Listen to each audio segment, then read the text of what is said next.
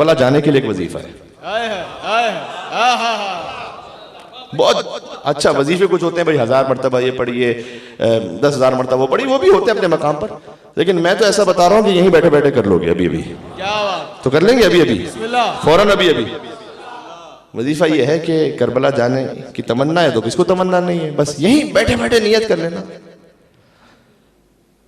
میں نے جب یہ وظیفہ کراچی کی بہت بڑی مجلس تھی اس میں بیان کیا تھا, اس کے بعد جب میں کربلا گیا تو اللہ جانے کتنے لوگوں نے مجھے پکڑ پکڑ کر, جن کو میں جانتا بھی نہیں تھا, وہ کلپ بن بن کے پتہ نہیں کہاں پہنچ گیا, تو کہا کہ مولانا کوئی امکان ہی نہیں تھا.